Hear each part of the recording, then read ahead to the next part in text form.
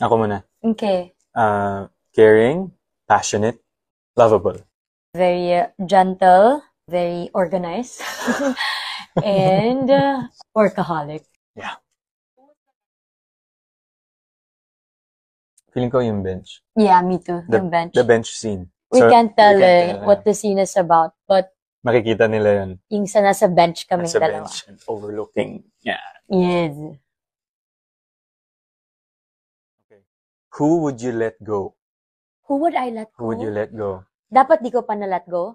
Yes, dapat So, hindi pa. part pa ng life ko na. Yes. Your one true love or your best friend. No right or wrong answer naman.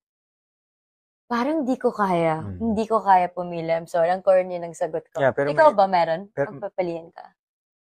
Mahirap din siyang sagutin. Kaya lang yun naisip ko na parang, But what if my best friend is the love of my life? So, Okay. you can let go paging, paging friends and then pwede kayo mag-evolve into, something something deeper. deeper. Or, i-give up mo yung romance and then you can Just- just become friends.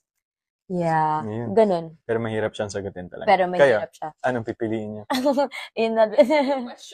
Burning question ko sa kanya, would you sacrifice your happiness for the person you love the most? Of course. You really? I You'll think- sacrifice your I happiness? think yes.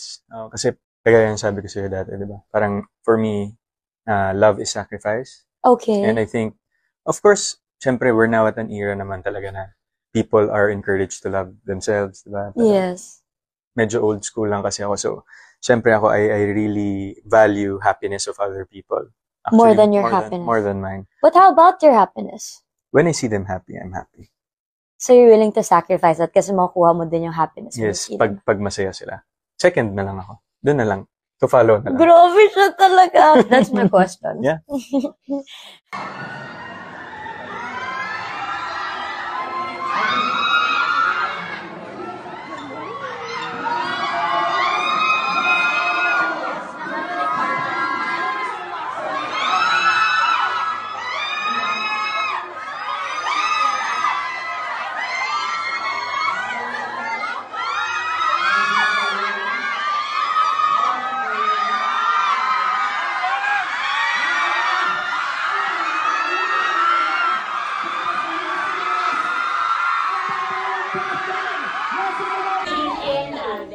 Yes, yun nga po, kaya yung sabi ko kanina, hindi naman po magiging posible yun kung hindi po dahil sa inyo. And siguro naging worth it din yung paghihintay natin lahat after 5 years. Finally, may kwento natin ulit ang kwento ni Joy and Ethan muli sa mga sinehan.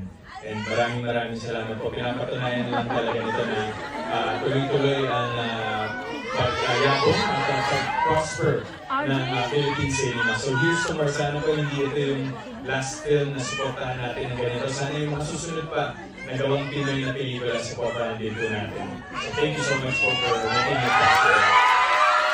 God, I love you! So, ayun na. Alam po, excited na rin lahat. And I'm sure excited na rin lahat to watch the movie. And I'm sure...